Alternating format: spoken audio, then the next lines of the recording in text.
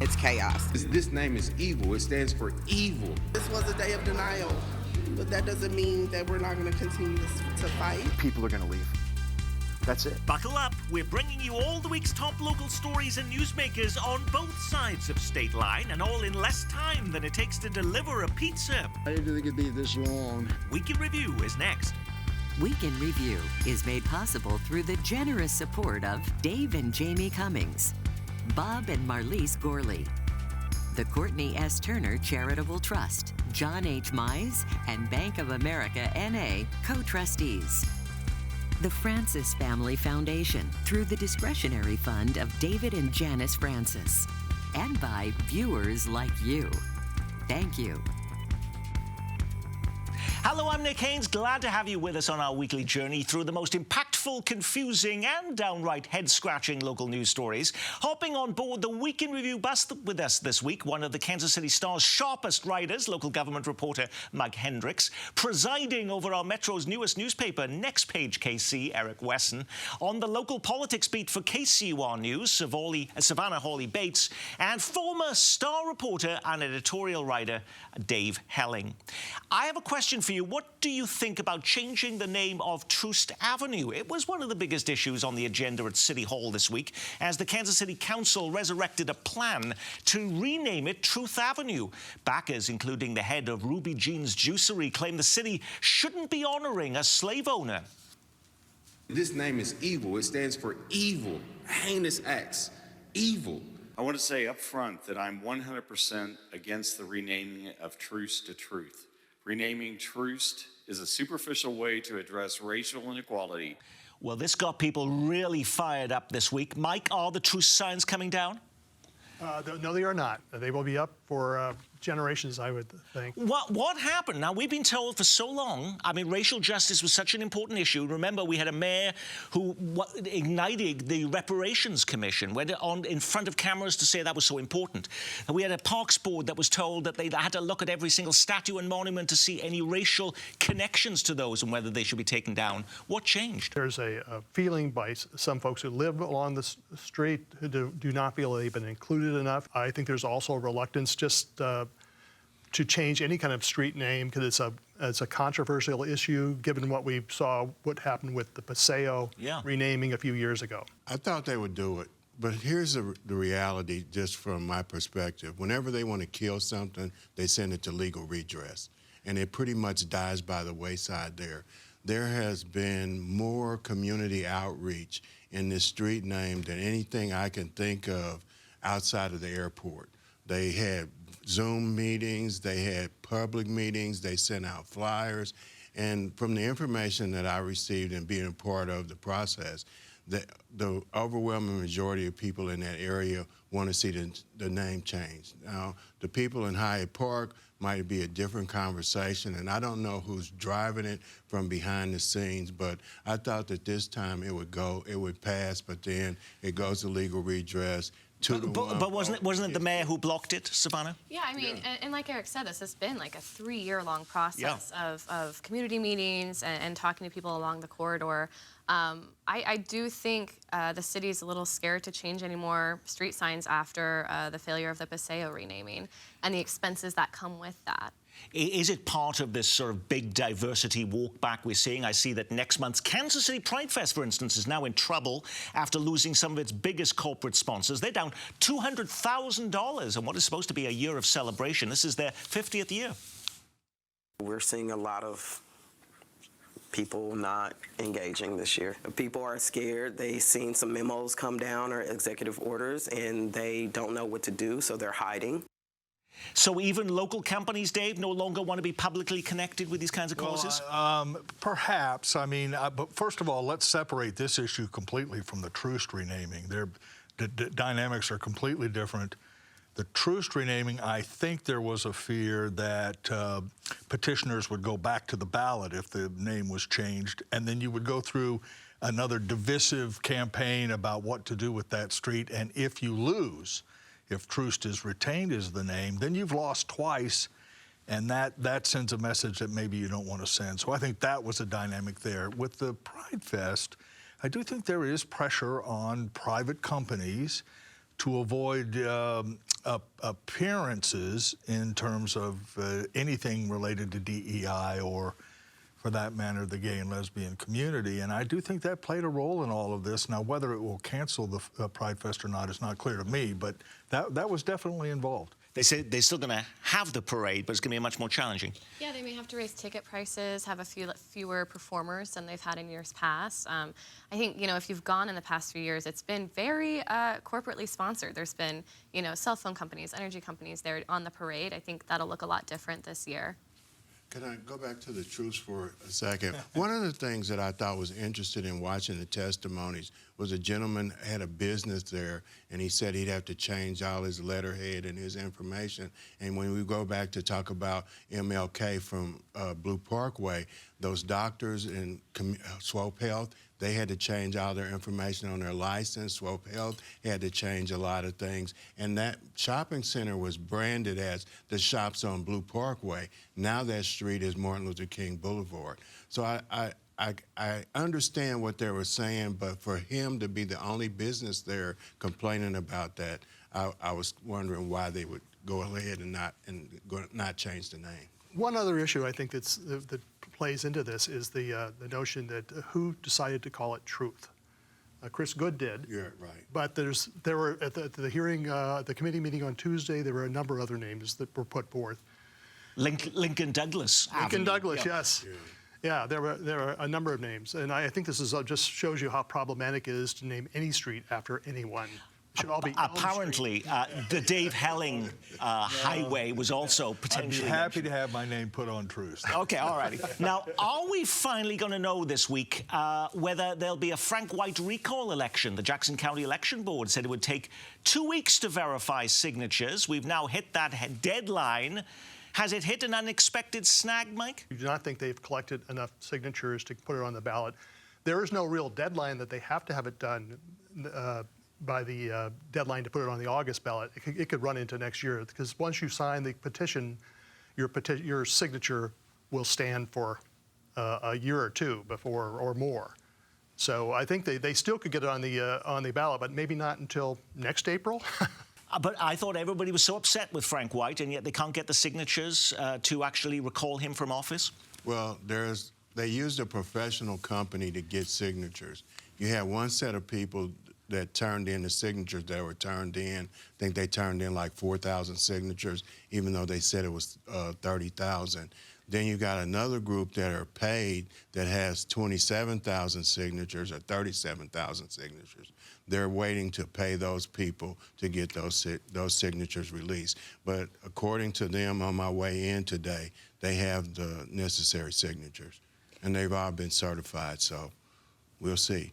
They've been saying that since sort of the beginning of this process. Yeah. I think it goes to show how hard it is to recall an official like this. And whether that's true that the private company has enough signatures, I think it also comes to the other challenge of, how are they going to pay them?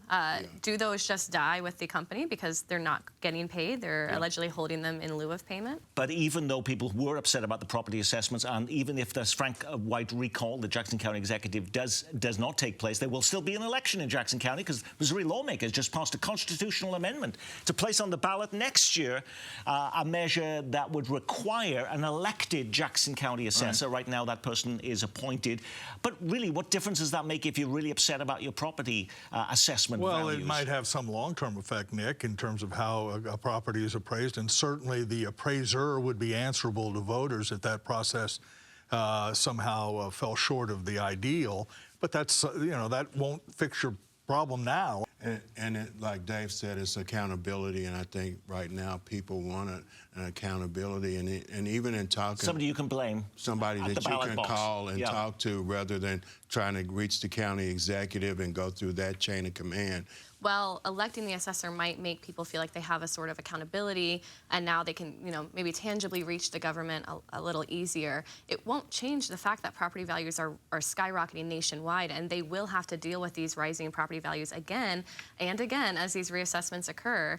And at the same time that Jackson County still isn't having an operating budget. Well, isn't that particularly true if you cap at 15% as some want. If you cap assessments now, 2 years down the road, you're looking at an explosion of values. And that's exactly the situation they're in right now. Right. And they're still talking about they don't want to cap it at 15%. So it's been quite a mess. For a long time now, there's been an acrimonious relationship between Kansas City leaders and state lawmakers in Jefferson City. But now Mayor Quinton Lucas wants their help. He's asking for state cash to pay off millions in legal bills after the Kansas City Police Department settles yet another big lawsuit. A couple of weeks ago, we mentioned the eye-popping amount of money Kansas City is now spending in legal settlements. How about $19 million in the last 4 years, $14,000 a day? Now it's skyrocketing upwards, in addition to the recent $4 million paid out to the family killed by former police detective Eric DeValcania. The KCPT has just paid out a record $14 million to Ricky Kidd, a Kansas Citian who served more than 20 years in prison for a double homicide he did not commit. Well, how is that request really going to go down, though, with state lawmakers when they've been so angry at each other, Mike? I think it once again does bring up the whole notion of state control of the police department. I mean, not to be an apologist for the mayor, but it really is the Kansas City taxpayers being held responsible for these damage awards for a police department that they have no direct control over. But is it a bad look for the mayor when he has been so negative about events in Jefferson City that he's now coming cup in hand asking for some financial help? I don't think it's the mayor maybe apologizing to the state or wanting to form an allyship with the state. I think it's the mayor making yet another statement that if you're going to continue to control the Kansas City Police Department, then the onus is on you to pay for these damages that the police department has caused. You know, we've seen that in previous years they've racked up, you know, a significant amount of fees, and to only budget $1 million in this year's police budget for lawsuits, they knew that the onus would be on the city instead of the police department. I thought it was humorous because these settlements are being settled on the same board that he sits on. So I'm trying to figure out what's the bottom line to this. We can certainly say that we pay a lot to not have control, but who's going to give him control, really? Donald Trump came back from an election loss to return to the White House. Could former Kansas Governor Jeff Collier be as equally successful? Did you see this story? Several news reports this week claiming Collier is about to jump into the race for governor as Laura Kelly prepares to leave office. Boy, it's becoming a crowded field, Dave. Does he have a shot? He lost a bid for a full term against Chris Kobach in the primary. Right, and but we'll see. You don't want to discount any candidate at this point because the dynamics are still unfolding. Having said that, Jeff Collier has been around for a long time, and there are other faces that Republicans could turn to.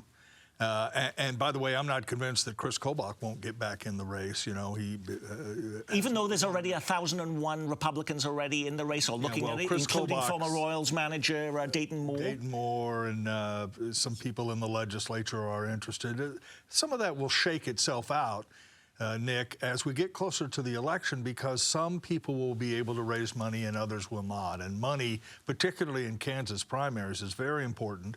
And so the first test for Jeff Collier or anyone is, can I raise enough money to be competitive?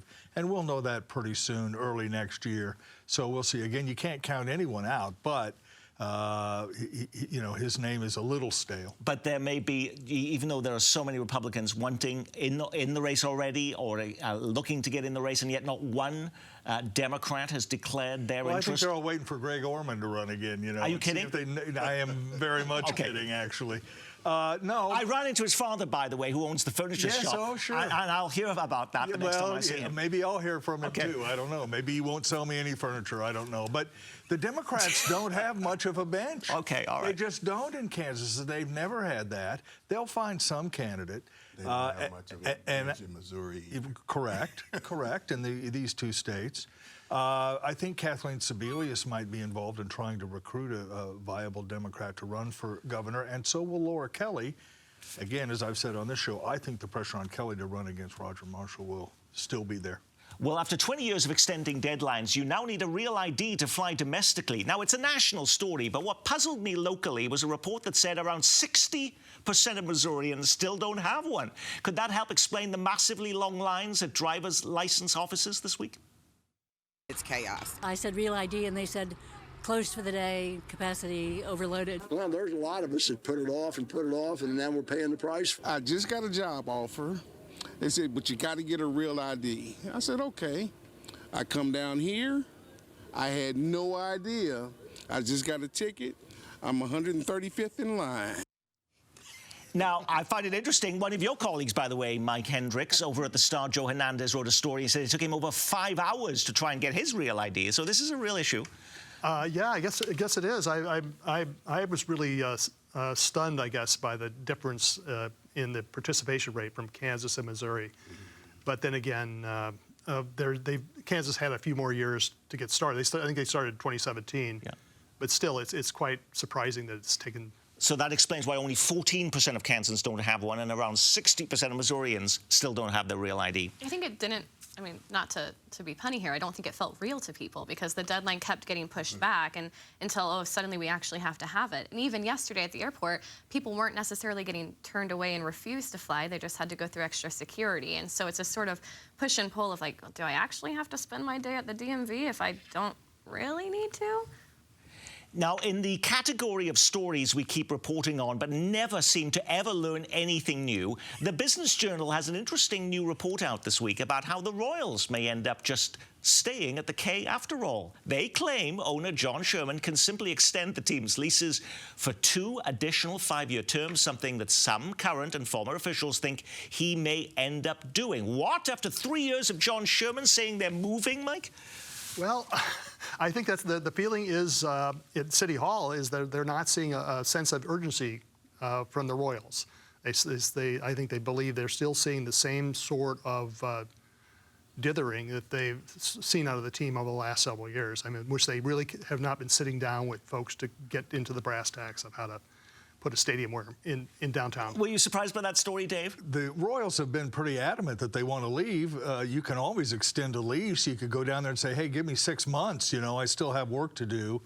And if there is visible progress on a new stadium and the Royals need an extra year or 2 at Kauffman, they could certainly get it. I don't think anything long-term is in the future. But I think Mike is right. The team, and for that matter, the Chiefs, continue to dither, in part because I believe they now realize how damn expensive it is to build stadiums. It's very, very expensive, and there is no magic pill that will provide public money for either club to meet the demands of building stadiums, which means that each team is looking at $1 billion minimum out of their own pocket to build new facilities, and that's a very heavy lift for people who are paying the kinds of salaries that Major League Sports franchises. And there is the expectation that there'll be state cash involved with this, but Missouri lawmakers end next week. And the only bill they've passed is to pass a Clay County Sports Authority would let them try and lure a team, and yet they didn't give one dime towards that project either. Yeah, I think a lot of these public officials are waiting for the teams to make a move. I think, you know, this news that came out that they may renew their lease either while they build a stadium because they're past the deadline they would have needed originally to open their stadium when they wanted to, or just to stay there if nothing else works out. Well, it's something different. I think it's right in line with the communications from the Royals the whole time, which has been, we don't know what's going on. And as long as that continues, why would these politicians provide, you know, packages, and it's hard enough to get something passed in the Missouri State House when they don't have a plan on where they're going to go for that matter? Anybody who thinks that the Missouri legislature is anxious to fund stadiums in Kansas City isn't paying attention. When the St. Louis Rams were threatening to leave St. Louis, Jay Nixon proposed a whole package of improvements to what was then called the TWA Dome in downtown St. Louis, and the legislature said, thanks, but no thanks.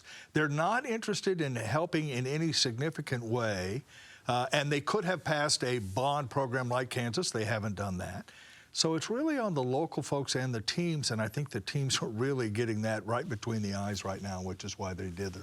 Well, the concrete at Kauffman lasts for another 5 years. Because remember now, that was the first picture they said, you know, there's cancer in the concrete. So will it last another 5 years or 10 years? Now, we're just going to have to wait and see. And they're going to have to come up with a decisive plan to present to the public. And the longer this goes on, the longer the public is exhausted with the teams. Well, our viewers are already exhausted, and I'll be hearing many complaints just because we even talked about it on this program. By the way, we are a pre-recorded program, which puts us at a little bit of a disadvantage because today, apparently, the City Hall will announce a new city manager. While we don't know who the final candidate will be, one thing we do know is how much the finalists are concerned about how we're going to handle the World Cup, our city's biggest event ever, which is just a year away. Mario Vasquez told members of the council we seem, quote, somewhat unprepared. Patrick Klein says he too worries whether the city is ready. That's a rare moment of honesty. What are they worried about, Mike?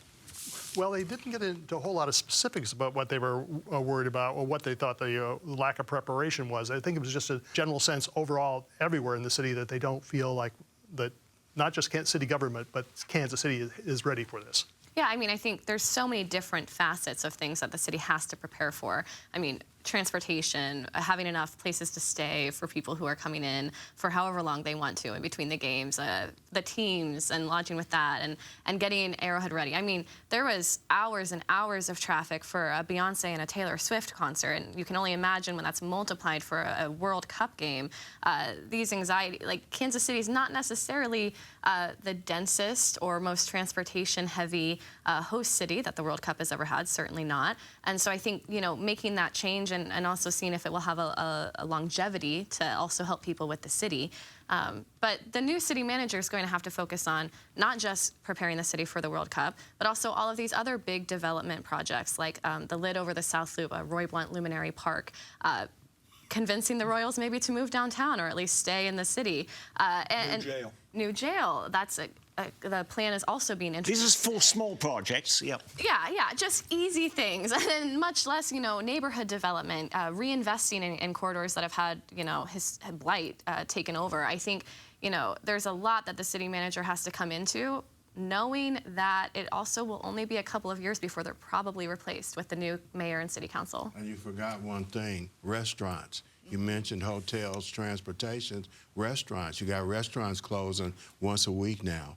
And having 5-star restaurants is an attraction for a lot of those people that are travel around with the World Cup. Briefly, I think you're going to hear chatter, Nick, at least I'm hearing some of it already, that the demand for services will be less than Kansas City expects because of the immigration posture of the current administration. And if there's a feeling abroad that you risk your freedom or some intervention from the government if you come to Kansas City or any of the venues for the World Cup and you get in trouble and you get shipped off to some prison in El Salvador, that they're just not going to come. And already I think there is low-level chatter that maybe this won't be the great boon that everyone expects, in part because we are so apparently unwelcoming to visitors. Now, when you put a program like this together every week, you can't get to every story grabbing the headlines. What was the big local story we missed? 7 home runs in a single game. The Royals break a franchise record. A week for powerful women. Katy Perry and Supreme Court Justice Ketanji Brown Jackson in town. Downtown business owners ringing the alarm bells on crime. They say they've been abandoned by the city and police. The owner of Manny's feeling the pain. People are going to leave. At 8 o'clock on a Saturday night, we used to be getting our 3rd turn. Our 3rd turn, it's a great night. Now, at 8 o'clock, I cut 3 servers, I cut a bartender, and I cut 3 kitchen staff. And it must be officially summer. Worlds of Fun is back open. And what will Kansas City's most iconic symbol be for the World Cup? How about the big broadcast tower right above our heads?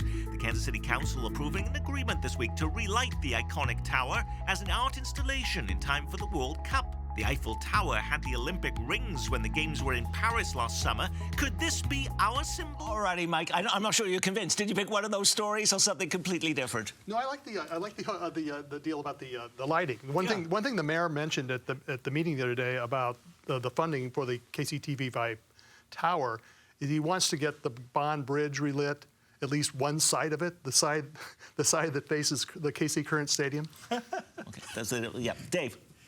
Personal privilege, Nick. A week from this weekend, next weekend, Jacqueline Johnson will be awarded a Master's of Business Administration degree from Pittsburgh State University with a perfect 4.0 grade point average. She has a full-time job, a mother of 2 wonderful kids, a wife. She got this degree in her spare time. She's my daughter, and I'm very proud of her for that accomplishment. So, tip of the cap to her. Well, congratulations all around. Savannah.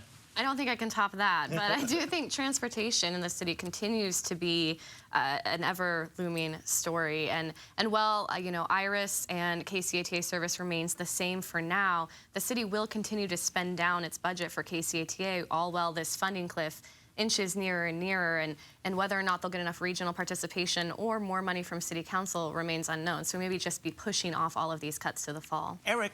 2 groundbreakings east of Troost in the same week.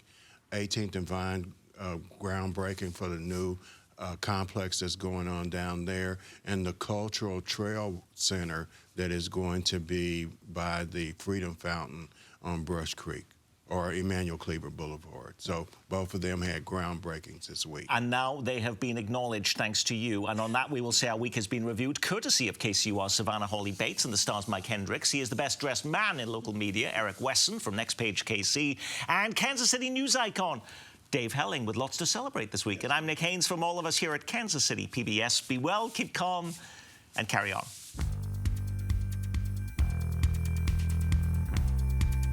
PBS is bringing star power to its next big project. Bradley Cooper is known for his movies. Less known is his role as full-time caregiver for his father. Dad was somebody who I idolized. I used to dress up like him when I was a kid in kindergarten and get made fun of because I wanted to wear like a suit and a tie. And then to go from that to giving him a bath. Now Cooper is partnering with PBS on a new film that tracks the sacrifices, struggles, and triumphs of caregivers across America. Join us for a sneak peek and a town hall on Kansas City's Invisible Army of Caregivers. Tuesday, June 10th at 6 at the Plaza Library. Sorry, Brad Cooper won't be there, but great news, I will. Would you join me?